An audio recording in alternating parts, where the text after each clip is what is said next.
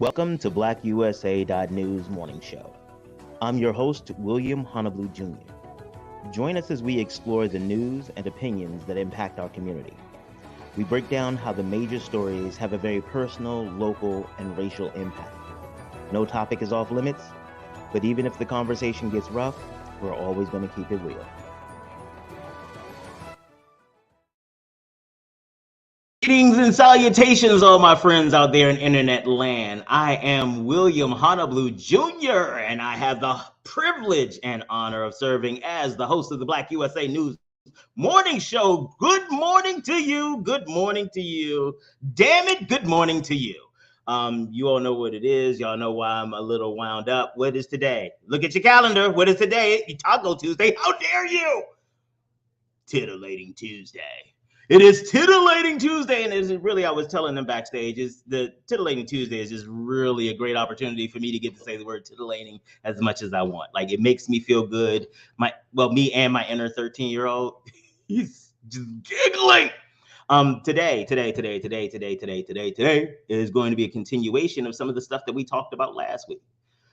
We're going to dig a little deep into the Kama Sutra. wait, you see what? I didn't even mean that. You see, we go dig deep into the Kama Sutra because there's a position we're going to talk about that part later. Lost my train of thought. I was thinking because when you had the right angles, it's show notes. Thank you. This is why they give me paper because the position is anyway. Okay. One of the things that we want to make sure that we remind you of is that today is World Blood Donor Day. So if you are able to give blood, today is a really good day to do it, or at least schedule the appointment. Because the reality is, especially in the Black community, there is a shortage of blood. And it's not just for operations, it's also for, car accidents. There's so many different reasons that people need blood, and they need blood from people who can match. So if you have not given blood, please go out and do so, especially if you got one of those hype blood types. What is it? O positive. I'm O positive. And O negative. And also if you have some, just go. I'm trying to break it down to who should go. Just go and give some blood and save some lives. Like, seriously, it's just that simple. Like, that's what I tell y'all. We be bringing y'all easy stuff to do to help the community. That's all I'm talking about. Big shout out to the team, Crazy Horse Morgan, Brandy Raymar, and Grace Awaka, always holding us down, making sure that we have all the resources we need to bring you a show that you can enjoy. Please make sure that you stay tuned for our political coverage, Black USA News. We have pulled together interviews from candidates from Central Committee to delegates, senator, governor, comptroller, all of it. Everybody, we've been talking to everybody, and we're putting together some footage for you guys so that you all can check them out. So make sure you stay tuned to that. Oh, Rita is here with us. Hey, Rita, how you doing? Let's see what else? Because I got to get the show notes because y'all know I'm about to have fun. Not only do I have the chief titillating officer, Stacey Dennis. Not only is she here today to help you all get and stay titillated, we have Dr. Yee joining us again, and we're going to talk about the Kama Sutra. Now, see, I think you all are out there getting a little pre-titillated because I felt the vibe come back through the screen when I said Kama Sutra. Like, ooh. Don't do that, because we're going to talk about it in meaningful ways. Now, there will be a little, don't get it twisted. There's going to be some of that. But we're going to talk about it in a meaningful way because guess what? It is not just illustration. It's not just the illustration of positions. It's not the Playboy of the ancient times. It talks about emotional wellness. It talks about energy. It talks about chemical use. It talks about all of these things. And it is kind of a guide for a good life and great sex. Because I'm not sure how you could have one without the other. I got to be honest. I've never contemplated a life that didn't include good sex. But before we get on to that, because I got show notes and I got stuff to do. So let me tell you a little bit about the Grinding Gang. Hi, my name is William Honolulu Jr., and I'm the host of the Black USA News morning show and the president of the Grinding Gang Incorporated.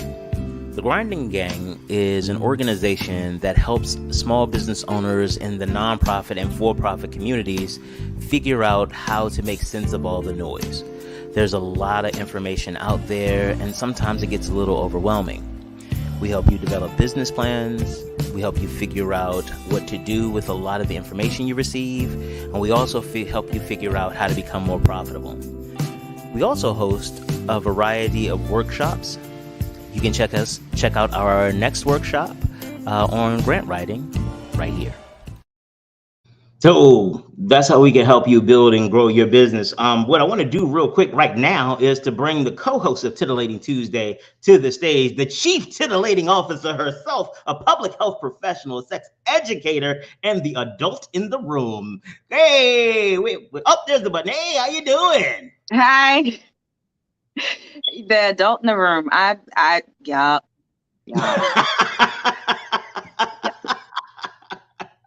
How you doing this morning, honey? Good morning. Good morning. Weekend? I'm excited about today. How was your weekend? My weekend was great. It was busy because I also work in the ER, so it was busy, and doing both of these things at the same time is a little exhausting, but it's what I'm supposed to be doing. Look at you out here doing the damn thing, always with your cape on. Always got your cape on. So I was gonna I looked up some stuff about Dr. Yee, and I was gonna try to spit it, but then I was like, nah. Last week I couldn't do better than what you did last week, so I'm gonna let you introduce Dr. Yee. Go ahead. I'm gonna give you the whole floor. Go ahead and tell them about her. Tell them about her. Queen Mother. Yeah, she's amazing. She's amazing, and I hope that through this show that more viewers will be able to connect with her and get with her. She is an acupuncturist and a doctor of Oriental medicine here in Maryland, and she knows homeopathic modalities. And sorry, that was my Animal Farm scurrying. It's like Dr. Doolittle in here. But she's an acupuncturist and a professor at the University of Maryland School of Integrated Health. She is amazing, and she is and a tantric professional. So she's going to add a lot to our discussion today. And I can't wait for you all to get used to her. All right, well, let's go ahead and get her in. Dr. Yee, you ready? Dr. Yee, you ready? Paging Dr. Oh, here she goes. Hey, Doc. Happy Tuesday, everyone. Thank you for inviting me back. We had so much fun last week. Absolutely. William had the most fun last week. William always has the most fun. Why would we have a show where William didn't have the most fun? That doesn't even seem like a good show. I don't think I would like that, though. So Doc, Stacey did a wonderful job of introducing you. But if you could tell us a little bit more about like your specialty, how do you help people? Because you talked about some stuff last week. People was like, what? People do that? Oh my God! You could teach people that? Oh, I got so you might be getting a couple DMs because I refer people to you. Like I don't know what to tell you. You might want to real talk, facts. Thank you. Well, my primary function in life is a doctor of Oriental medicine, and I operate my private practice in Owings Mills, Maryland. So that is my primary hat, Doctor of Chinese Medicine, where I perform acupuncture, and instead of prescribing pharmaceuticals, I prescribe Chinese medical herbal formulas to assist people with various diseases and disharmonies in their bodies. So that is my primary role in life. Tantra instructor is a small part of my life, but it is a very vital part because so many things come from being blocked, being hindered, being energetically stagnant. There's so many issues that we have that stem from childhood, physical abuse, emotional abuse, psychological abuse, sexual abuse. I know, oh gosh, when I was in my 20s, the statistics said at that time, and I'm sure it's far more than that now, that 1 in 5 women in America have experienced some form of sexual molestation or abuse as a child, and 1 in 4 men. That was just the reported cases. Right. Yeah. I can only imagine what those numbers are now, 30 years later. So when you look at the effects of childhood sexual traumas and abuse, and how we carry that into our adulthood, and how it affects our relationships, not just our relationships with ourselves, but our relationships with our families, our friends, our coworkers, and especially our intimate partners. We bring all of our traumas into the bedroom with us.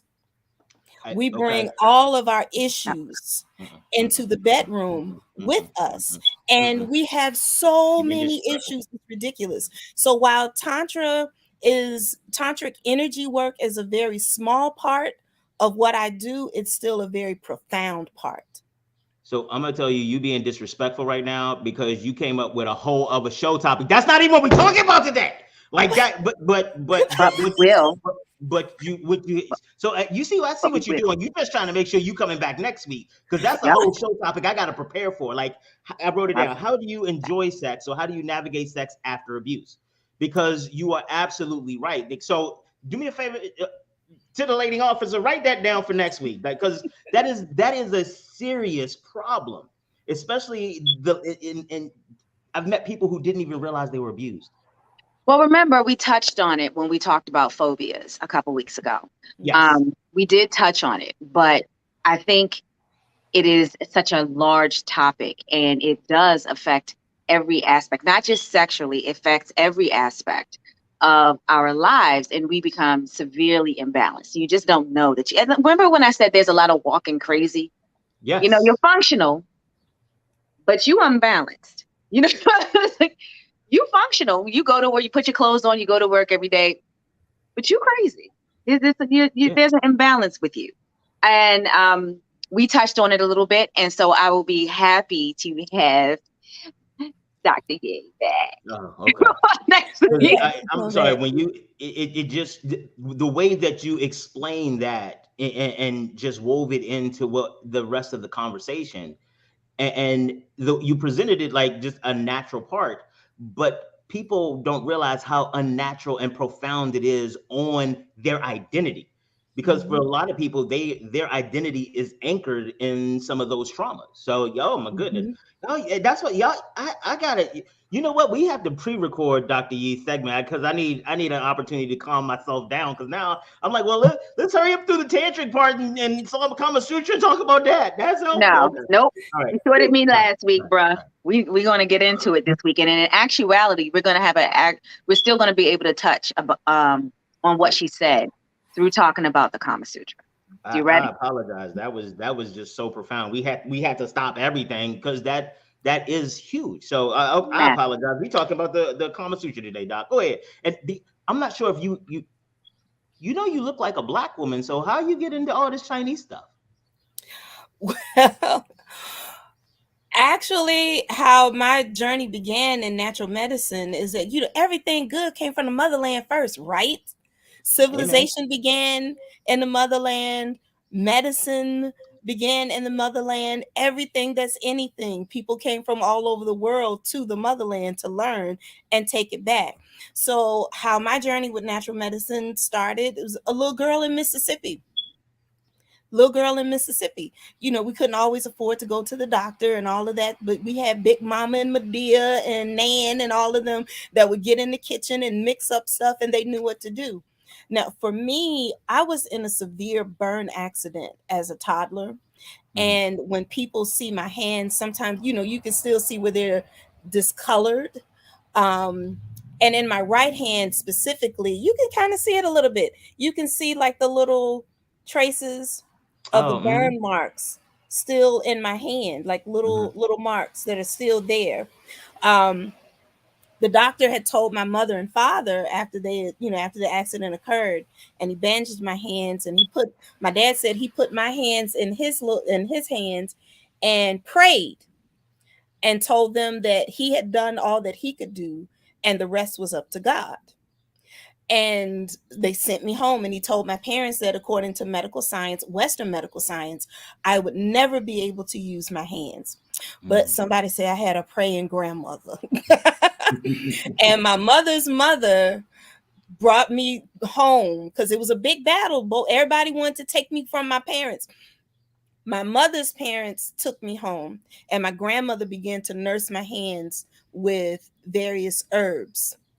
And so not only did God heal my hands, God and my grandmama, not only were my hands healed, but now I use my hands to make a living and help heal others. And my grandmother would always tell me, you have healing hands, you have healing hands, you have healing hands.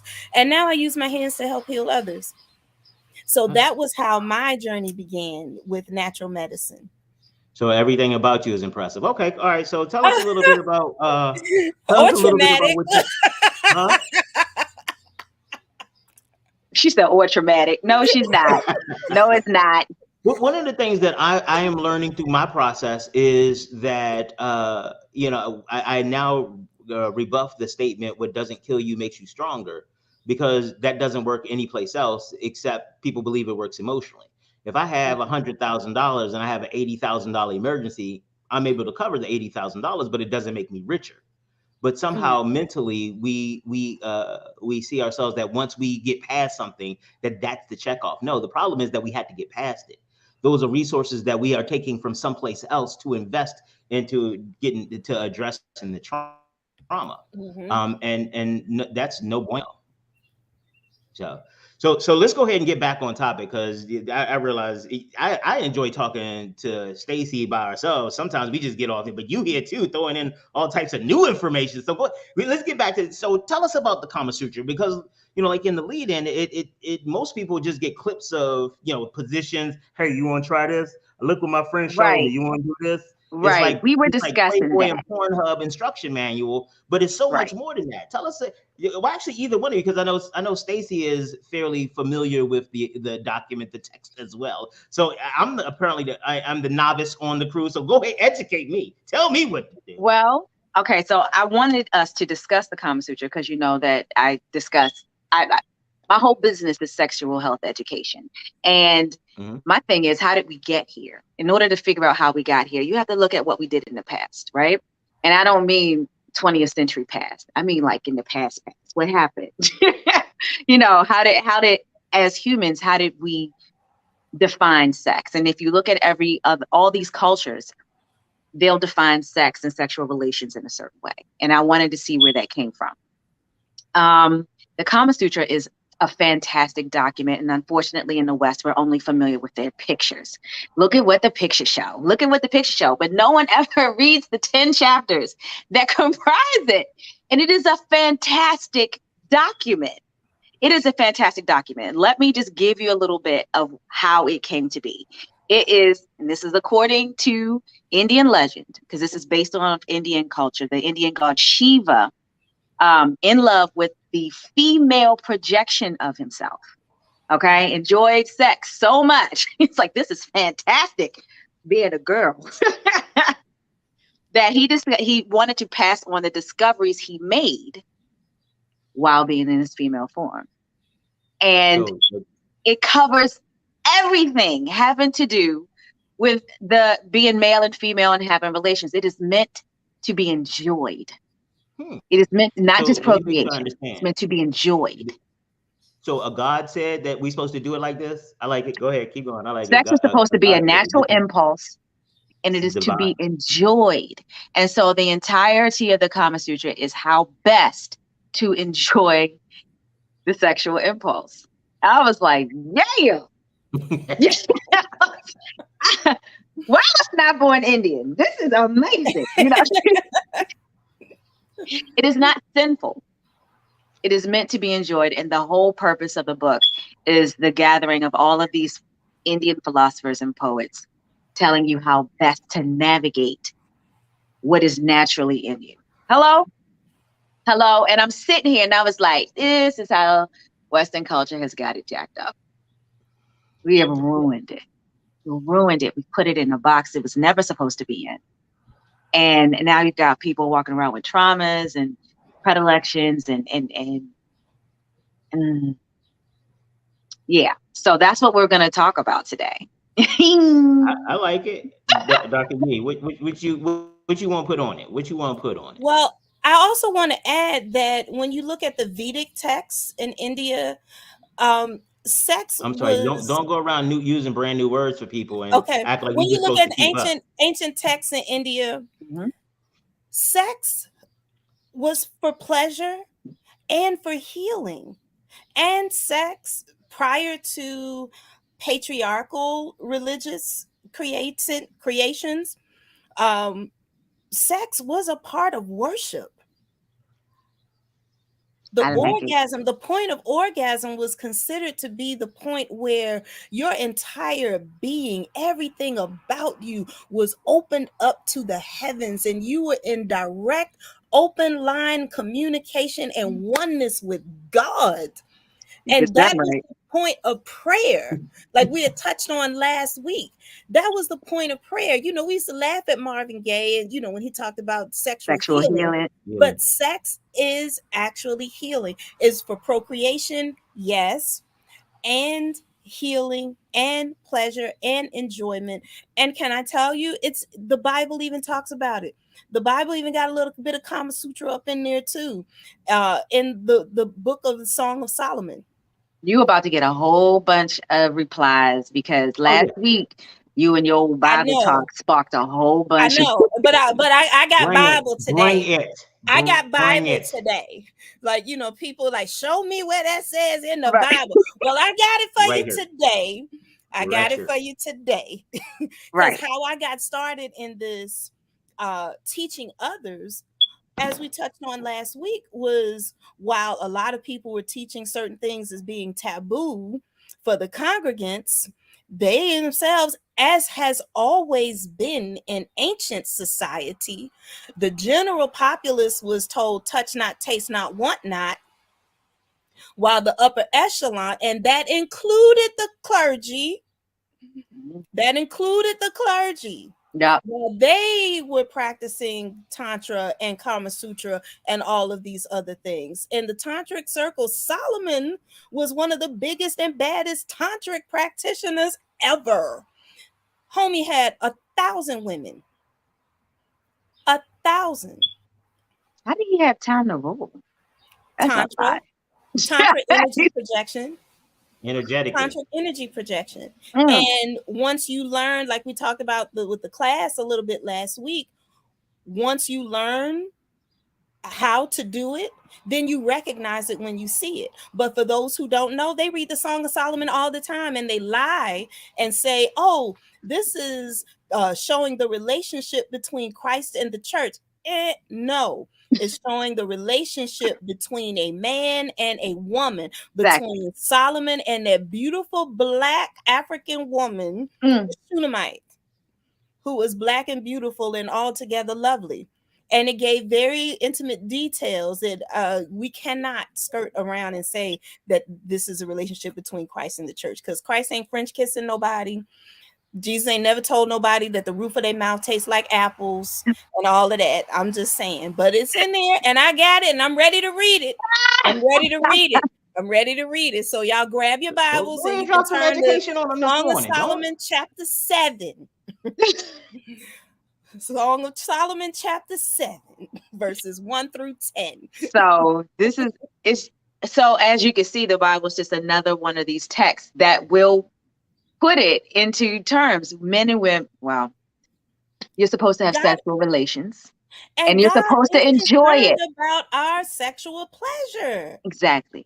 It's not just, God is not just only concerned about our relationship with Him, but also our relationship with others and our relationship with our significant others, our spouses, our romance. God is concerned about every aspect of our being, healing at all levels. Mhm. And part of spiritual healing has to do with healing your sexual traumas, because we bring that into our religious circles and then we get married and they come up. And Yep. people in church come to people like me asking for help. And it has to be addressed. It has to be addressed. So I'm thankful that you Absolutely. all have a platform that is no holds barred, Because of unfiltered him. to a degree. and addresses these issues. I'm telling you, it's because of him. And every week I'm like, please don't let us get blocked. Please don't let us get blocked. Please don't let us get blocked. But I got enough stuff on the interwebs that I'll find a way to get the message out. I will go door to door like I'm running for office. I'll be damned. You will not stop me.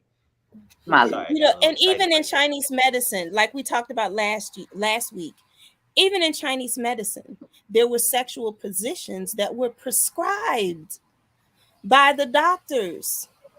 Like we shared last week about men who may have been diagnosed with hypertension and a sexual position that was prescribed and used to assist with that issue. So, you know, today we're going to give out, you know, at the end, we're going to give out a couple of more positions. I do want to say one thing about the sexual positions. And looking at the various positions that were prescribed to help men and their health issues, and then the positions that were prescribed to help women with their health issues, I want to inject here. I want to inject here that the majority of the positions that we use today are geared toward women's health. They ought to be. And when looking at that, the thought that crossed my mind is, could this be one of the reasons why women on average in America live 10 years longer than the men? Our life expectancy is 10 years longer than the men. And I'm thinking this may have something to do with, now this is just the book of Yay, so don't quote me. This is just my thoughts, that most of the positions that we do are positions in Chinese medicine that help women to heal. I'm sure I can probably find a grant that we can use to test it. Hey, yo, and I can write that joint. I got a whole, don't threaten me with a good time. I got a pen will travel. And I will be the clinical observer to document there we go. the findings. Hey, so y'all listen up. If y'all ever hear we having volunteers for the hey, you might want to go ahead and get in. Because we be certain I can write a grant for that. No. I don't know why you did the bundle. I'm dead. Because you said they want to get in. Oh my God, I did it again. Thank you. Oh, I love you so much. Thank you for coming here. I appreciate it. Okay. Thank you for coming. Another one. Another one. Got two. And another one. I am like the DJ Khaled of inappropriate jokes. And another one. Sorry. Okay. Bye. So I love the idea of talking about the sexual health of these positions. I'm gonna add that to my curriculum when I teach these classes.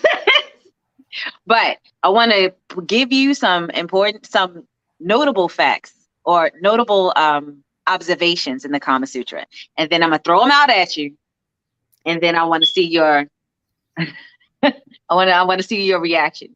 Okay. So who is this? the Kama Sutra describes sexual types, and they classify men and women on sexual types, and they say that, you know, certain types of men and women are prone to enjoy sex together. They're a good match for each other. So the sexual types for men are based, on both sexes, are based on the size of the sexual organ, the resistance, and their temperament. And depending on the size of his penis, men are classified as either a rabbit, a small bull, or a medium bull or stallion, right?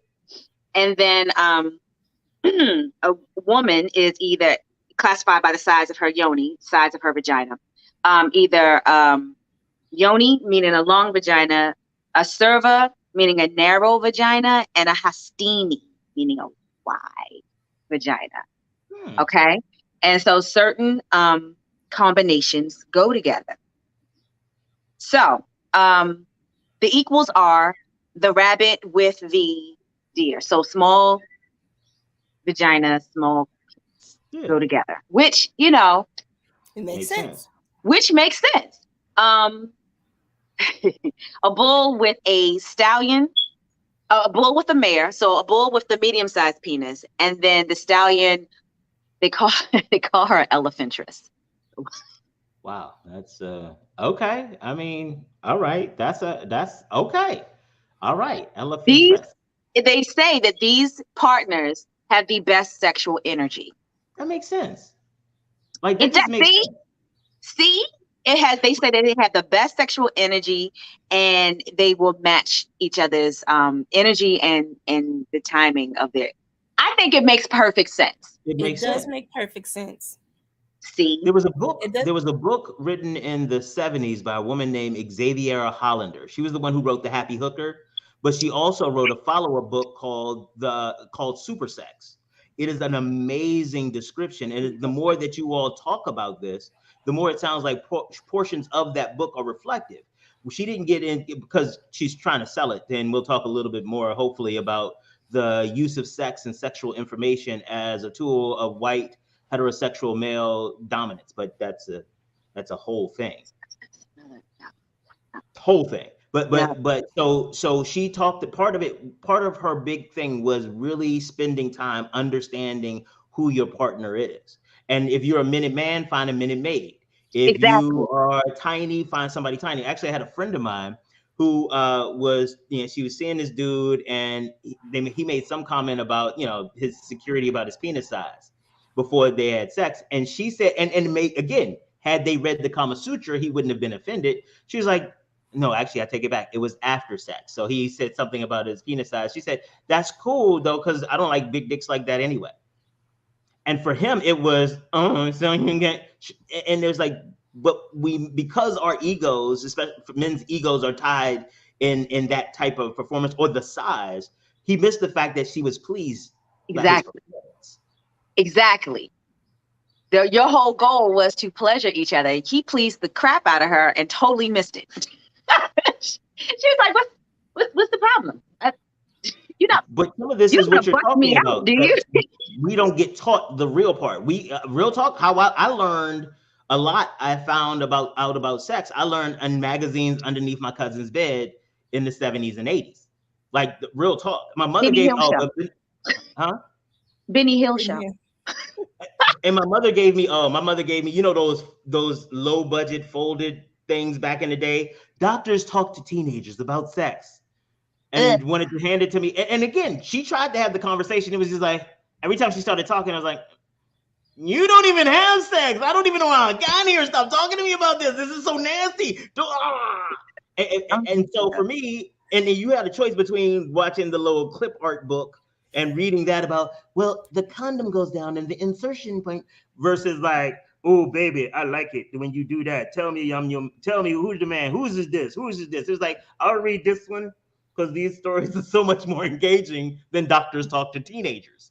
Mm-hmm. And so I think part of it is that this type of education does not happen in our community. And so we learn in isolation in boys' gym, telling each other lies about who we did, what we did. And that becomes the basis of the stories we tell ourselves moving forward. You got to remember also that in this culture, we've put sex in a box. We can use it to sell stuff, but we don't actually want you to do it. You know what I mean? We do if you're doing it with me and not going to tell anybody. That becomes part of this narrative as well. We've already put it in this box. We don't want you to have it until you're married, which. If that was the case, I won't have a son because I've never been married. Are you kidding me? No, I'm not doing that.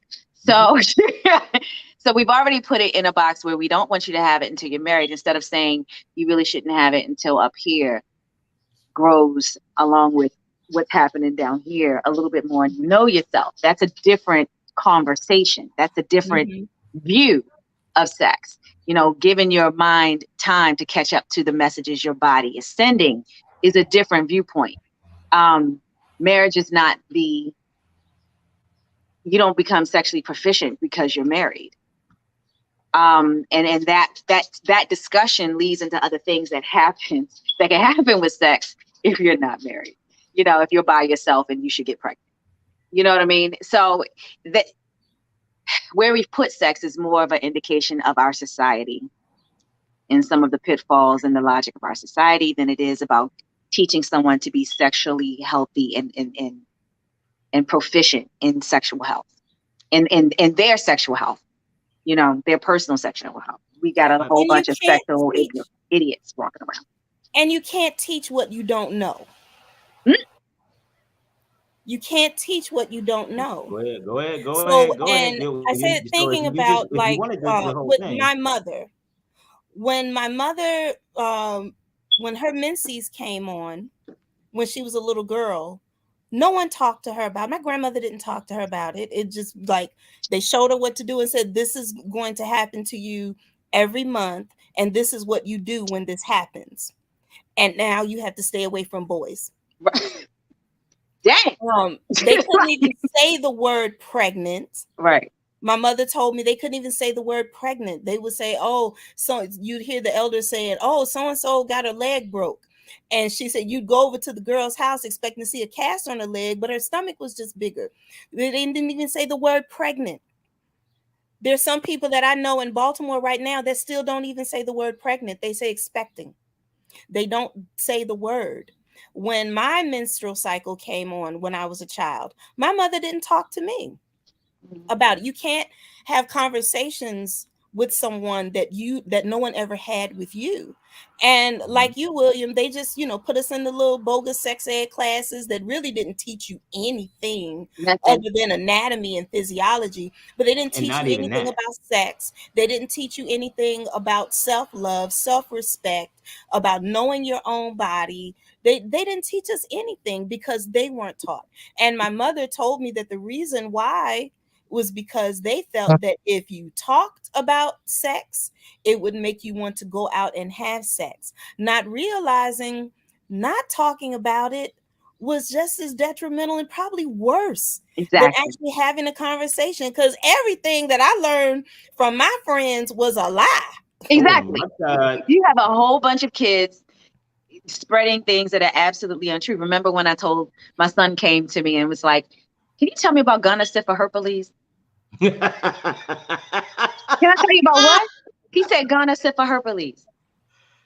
What is that? He said, I thought you knew you're in STDs. And I was like, you dummies squished together 3 infections and said it was the same. Khalil, go upstairs. You grounded. I can't believe you actually asked me that. I said, y'all have Google. We had Encyclopedia Britannica, and we only had the part that we bought. At the very least, we looked stuff up. Did you look that up? You will not find it anywhere.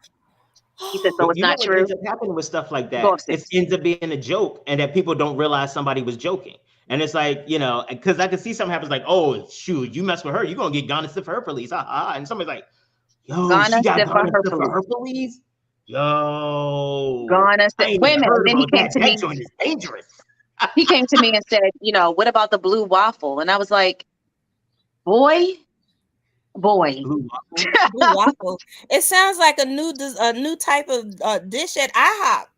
That's what I was thinking, but it don't sound like nothing. In this context, I don't want to eat that. I don't want to eat it. I don't even know what it is, and I don't want to eat it. This is what not having any discussions. You don't want anything like this taught in classes. And shout out for the Indian culture, because at least they put it in a book and they let it fly. There's certain things in the Kama Sutra that doesn't quite apply today. Like there's an entire section on how to have sex with virgins. Now, in that time, which 1,000 years ago, perfectly normal to marry a 12 and 13-year-old. Not so now. However, I did meet in several of my classes 25, 26-year-olds virgins. Mm-hmm. The concept of how to make them comfortable and to initiate sexual contact with them would still apply. Mm-hmm. Right. Even though they're older, because in our culture, 12-year-olds, no, we don't do that. Well, it depends. We have like certain segments, like with my background, religious background being the Pentecostal Apostolic Church or the Holiness Church, there are a lot of male and female virgins in that arena. Mm-hmm. So like with my best friend, when she got married a few years ago, she was 41 years old and she was a virgin. I have a prayer partner back home, may she rest in peace, in Mississippi. She died a virgin. Yeah. So there are Black men and Black women in certain circles today who are still virgins. Serena's sister, Venus, she's 41 and she's still a virgin. So it happens. I think it's more than we think it is, but in today's society, because we use sex to sell everything, and we purity shame.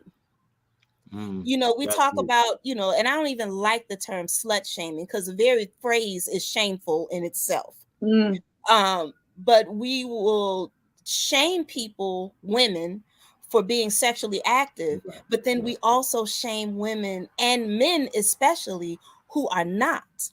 Yes. Especially a man who's trying to save himself for marriage. We will label him as all kinds of non-heterosexual things, labels and stuff, because he's saving himself for that special one. Well, here's my thing, because they don't talk about it because they don't want to be embarrassed. They don't want to be shamed. But they also don't seek out knowledge that helps them grow. Even though you're not having the act, you can still educate yourself. Well, no, they can't. But you can seek out education. You can seek out knowledge and education. And we don't provide that for people who say, I would rather wait for the one. Cool. However, this is still the way your body works. And these are some of the things that you may start feeling. And it's okay. And I think that's where the Song of Solomon comes in the biblical sense. Because when you read the Song of Solomon, and I used, and I tell people in church all the time, the Song of Solomon will teach a man how to woo and talk to a woman. The Song of Solomon will teach a woman how to talk to a man. She was like, I am my beloved, and my beloved is mine. I sought him on my bed, he whom my soul loveth. She's just pouring, just feeding that ego. And he's just complimenting the daylights out. In the Song of Solomon talks about even how to prepare your bed. She put flower petals and rose petals all over the bed and scented the sheets. And it'll teach you how to talk to each other before, during, and after. It even talks about French kissing and all kinds of stuff, how to enjoy a woman's breast. Chapter 7 in particular. That story. I'm going back and read that, because I remember going over the Song of Solomon, and that's not my takeaway from it. Hold on, I got it for you. Because honestly, I'd have spent a lot more time in church. Prepare to go off the rails again, viewers. It's coming. From this perspective, I'd have showed up in church a lot more. I'd probably be. But they don't talk about this. Bishop now or something. They don't talk about the Song of Solomon other than to skirt around a few things, because it's a pretty heavy sexual text. Chapter 7, verse 1 through 10. How beautiful are thy feet with shoes, O princess daughter. The joints of thy thighs are like jewels. The work of the hands of a cunning workman. Teach you how to talk to somebody. Thy navel is like a round goblet which wanteth not liquor. Thy belly is like a heap of wheat set about with lilies. Thy two breasts are like two young roes that are twins. I don't remember this part. Thy neck is as a tower of ivory. Thine eyes are like the fish pools in Heshbon. I remember hearing this in Bugs Bunny. By the gate of Bath-rabbim, thy nose is as the tower of Lebanon that looketh toward Damascus. Thine head upon thee is like caramel, and the hair of thine head like purple. The king is held in the galleries. How fair and how pleasant art thou, O love, for delights. This thy statue is like a palm tree, and thy breasts to clusters of grapes. I said, I will go up to the palm tree. I will take hold to the boughs thereof. He talking about a breast. Now also thy breast shall be as clusters of the vine, and the smell of thy nose like apples, and the roof of thy mouth like the best wine for my beloved, that goes down sweetly, causing the lips of those that are asleep to speak. I am my beloved, and his desire is toward me. Come on, somebody. Yo, do you teach Sunday school? Right now. That's a thing. You should teach Sunday school. I got goosebumps right now. I would go to your Sunday school. 7. Now you go to Sunday school. Shut up. King James Version. That's the King James version. We might. I mean, I go to the Sunday school. I might not stay for the service, because after that Sunday school, I have some other stuff I need to take care of. So I'll give you the tithes on my way out. But now I gotta go handle some stuff quick. I gotta get something. Say amen. Cannot. Let the church say amen. Amen. And that Honestly, right you there talk is about like an you want to Singing get in your the tithes up. background. You trying to get your tithes game up. This is the way you do it, amen. Song of Because Solomon honestly, I is mean, like a because little then you brief get the intro God to money. Kama Sutra. You get the God money and you get the porn money together. It's not porn money. It's not porn money. It's not. I mean, no, I'm talking about how we describe in the Western culture.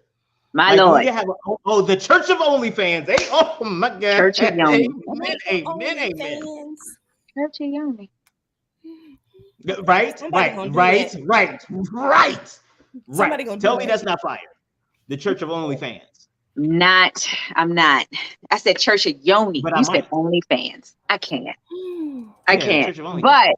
But so there did exist, no matter how you try to spend it, a way for you to but Song of Solomon is not taught because we don't want you to have sex. And I'm speaking specifically for Western culture. About it. And I remember them going over it. And that's the thing, is like they didn't go over it like that. They didn't go over it. One deaconess, when I went to church, absolutely, had I that know discussion. it was not like that. I absolutely know it wasn't like that. But my thing not is one that deaconess. Nobody. And my great grandmother was a deaconess. And I know she was married 4 times. Woman had a body like a Coke bottle. What? There was a reason why that woman was married 4 times. All right. But she ain't say nothing about the Song of Solomon. Nothing. Yeah, but this is because how can you hyper spiritualize that? You cannot hyper spiritualize that. He's comparing her body to a tree and talking about climbing it, comparing her breasts to grapes, clusters of grapes, and talking about grabbing the clusters, comparing the roof of her mouth. A cluster of to grapes apples. off of a real tree, that's not that small. Huh? Exactly. A cluster of grapes that's not that small. It depends on what tree you climbing. That might not be like, because that's, and so what I'm saying is that I think that there is to your point, to both of your points, there is a lot of I wouldn't even call it gaslighting, except I can't come up with a better word, that about sex and how we even remember it. How we remember, because I remember the Song of Solomon being, and specifically because I was like, why do they have songs in the Bible? I was like, is that the hymnal? And that's the only reason I remember this conversation. I don't know whether I checked out or whatever, because nobody was reading it like that. If they had read it like that, I'd be like, wait, say that. So what is this again? Let me take notes. What is happening? Where you went? But my thing is, like, book he knows. It'll be the only book he said. I don't know about the other books. However, let me tell you about Song of Solomon. Let me tell you what had happened was. And so, but I think that's to your point, is that even as we try to navigate these spaces, and even if you're trying to have a conversation that should include this, that we have been so conditioned that we don't even pay attention to the messages that are right in front of us, because that couldn't be in the Bible. I must be being nasty. Look at me. Because that is what we have been trained to do. We have been conditioned to traditionally to negate among the Christians in this country, and I'm gonna put it out there because there's some of us who are not Christians. But it's not just Christianity. I think Christianity has driven a lot of it, but it has poured into our general social context. But that's exactly what I was about to say, is that because Christianity has those tenets, those beliefs about what sex is and has leached into our social fabric. This is how things are taught in this country, and it's a problem because 19 million STDs is still an issue in the country. It's still a problem. And and I loved working for the health department. I loved working for the STD program, but those numbers are never going to go down unless you change how the conversation about sexual health is. And it was done before, is what I'm saying. You know what I mean?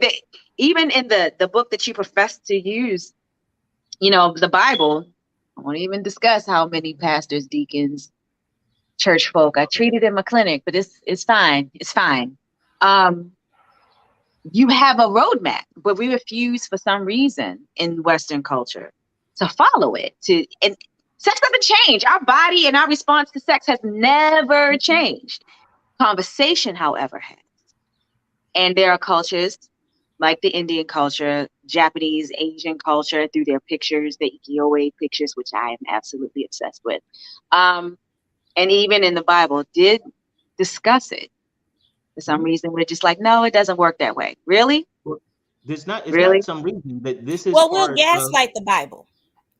The Well, Song of Solomon has been gaslit like crazy. Oh, it doesn't say that. Well, if it said it, it didn't mean it. And if it meant it, it didn't mean it that way. but I Yeah, think okay. some of it, what you're describing, is the way that people in power who oppress, this is their standard operating procedure. It is that if I can control, one of the biggest things, like when you look at cult behavior and stuff like that, it is the control of information and fundamental values. I control your vocabulary. Oh no, we're not. This isn't a cult. This is a religious experience. I start your this is your family, not your friends. This is these types of words start building this type of cult mentality.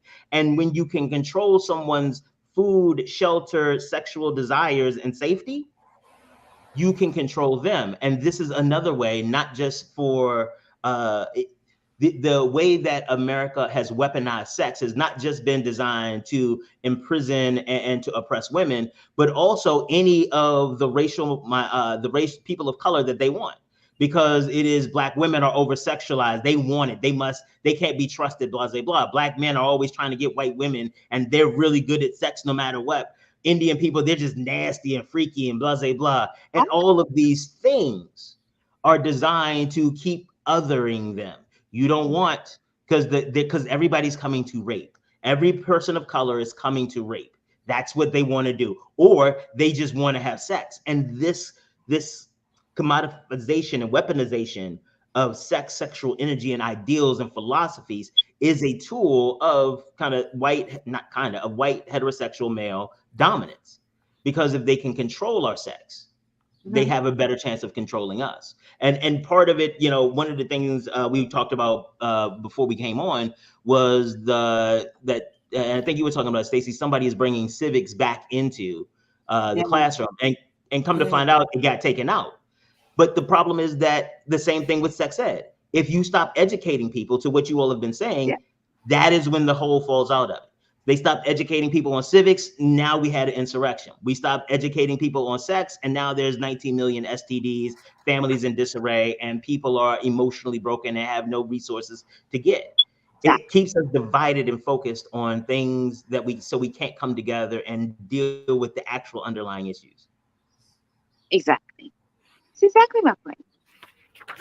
And the people, our ancient texts had, pointed us in a great direction. They did all of the work, and we're just ignoring it. We're just ignoring it. I just want to, before our show ends, I just want to put out one insight that the Kama Sutra has, and I'm going to enjoy this. Hold on for a second. It says that the strength of the female desire is 8 times greater than that of the male. So y'all have to put in work in order to satisfy. So, well, and that also goes to the point how, people, poly is a big buzzword right now, and polygamy, as far as one man, multiple women. Men do not have the sexual capacity for that. They just don't. Even in Chinese medicine, they don't. Women, on the other hand, and I remind people, monogamy is the newest form, the youngest form of relationship dynamics. Polygamy, one man, multiple women, is kind of old, but not original. Polyandry, on the other hand, one woman, multiple men, one woman, multiple husbands, is the original relationship dynamic, because women have the sexual capacity to facilitate more and the energy to facilitate more than one without it costing her life. With men in Chinese medicine, we have this thing called Jing, Jing. It's life force energy that you're born with. Men lose massive amounts of life force energy with every ejaculation, every seminal release. So basically, every time you release, you're pushing yourself a little bit closer to death.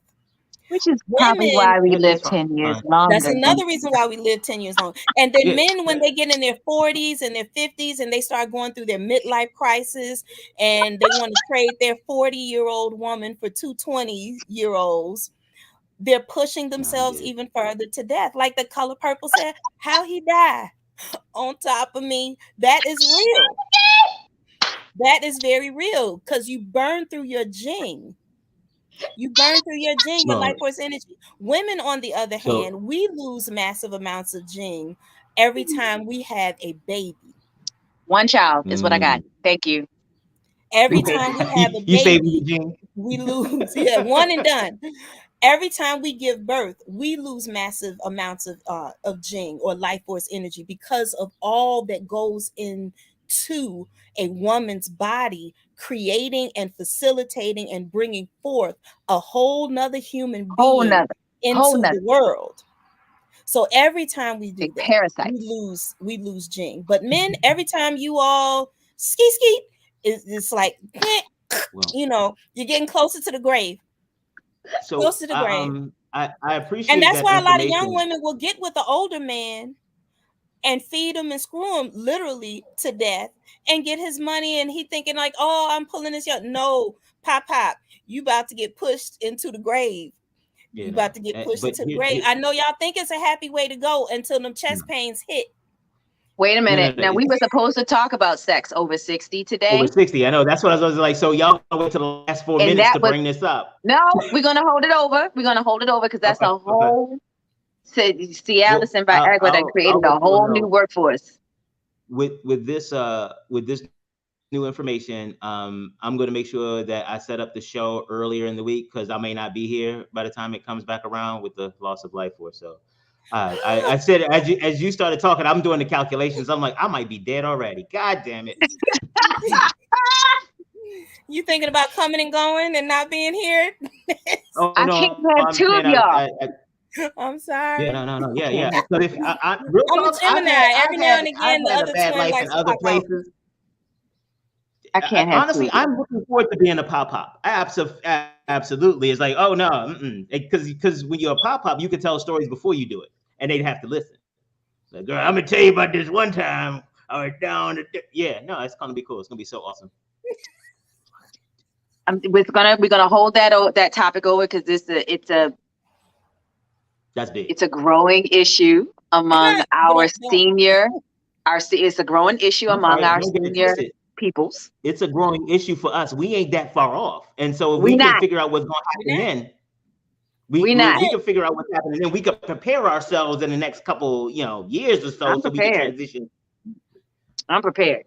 However, we're gonna discuss. You gotta be bragging though. That's the thing I don't understand. You always come on here talk about how some of us is working, okay? Some of us is trying to catch up.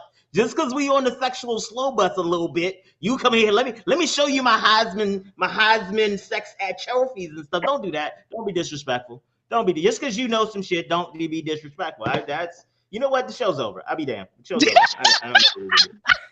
Can I throw out one healing position for women? We did one last week. All right, wait. You need the whole screen before you start talking. You need the whole screen. This is missionary. Missionary is a general healing position for women. When you do it, though, your legs have to be wrapped around the man's legs, and you are the only one moving. He's just there, and you rotate clockwise and counterclockwise until you get tired. So we're going to have a whole nother conversation about things that men can do to increase their stamina so that he won't be done before you are. But missionary position helps to stimulate the pancreas, the liver, and it's helpful for diabetics. It also aids with hot flashes. We're talking about over 50 and 60. It also aids with hot flashes, weak knees, sore feet, and knees after standing for a long time. So if your feet get hurt from standing for a long time, missionary is good for that. Hot flashes, missionary is good for that. Yes. Okay. That's two extra shows, because I need to bring in a physical therapist or a kinesiologist to go along with her to go along with these positions. Because I'm sitting here thinking, I was like, so basically the man is planking and she's thrusting up. That's a workout. We always knew that sex was a good workout, but this is why. No, he's not planking. He's in there. He's in there. He's propped up on his elbows. Yes. So he's in there and she's closer engagement. They're close engaged, and he's on his elbows, like peeking down. Wait, he's relaxed. But she's the only one that's moving. He's relaxed, and she's the only one doing the work. And I know the men are going to love that, because a lot of times, too often, they're the ones that are putting in all the work, and the women are there just relaxing, chilling. Not really throwing it back. Who is you having sex with? Sisters, throw it back. You're going to confuse William. Just let's leave it at that. But next week. But so wait. I got a bit. Y'all be coming up with business ideas and show ideas and shit. So look, the Book of Ye. The Book of Ye, Dr. Ye. Yay. The Book of Ye. I apologize. The Book of. So watch this. Not only that, the guide, and I got a whole video series. Exercise. Bring the kinesthesiologist in. Exercising for better sex for better health, with diagrams, positions, and models. People who want to be like, let me show you how to do this part. We're gonna get banned. I will say this. I do touch on this in level 2 of my Tantra class. So there's level 1 and then there's level 2. In level 2, we do get into the spirituality and the healing aspect of physical sex. There is no sex in my class. Right. There's no nudity in my class. I remember you said. Right. So we give you the information and the tools so you can go forth and conquer. Okay. So Doc, tell them how they can get in contact with you, because I've been having a good time. Forgot that we was over time and shit like that. There's a whole other show about to start. Jesus. Go ahead. Tell them about yourself. Tell them how they can get you. You can follow me on Instagram at Dr. Ye Wong. You can also follow me on TikTok at Dr. Ye Wong. I've been posting a lot of stuff. I'm a new grandmother, so I've been grandmothering, but I will be getting back to some good juicy stuff. But you can scroll down and you'll see all of the things. And if you're interested in a class, please contact Stacey and William, or you can DM me on Instagram. I'm happy to have a class for everyone who wants to learn. Yup. Amen. So, and if you want to catch Stacey, here's how you do it. Instagram. And if we nice, we can convince her to include acupuncture as part of the class, because some of y'all need it. Ooh. I do teach pulse diagnosis, and that is a part of acupuncture. So I help you to learn how to feel your partner's pulses before and after, so it helps you to gauge their level of pleasurability and your effectiveness. Oh yeah. You can feel somebody's pulse and tell how long it's been since they had sex. Or if your partner is lying to you, everybody like, wait a minute. And saying, baby, I ain't been doing nothing, and you feel his pulse, because the body don't lie. You can feel his pulse. Right. Like, okay, y'all keep titillating me, and we still here. Y'all keep titillating me. Damn it, we gotta go. All right, ladies and gentlemen, boys and girls, children of all ages, Dr. Ye, Stacey, and I have enjoyed our time with you, and thank you very much. And we will be back next week.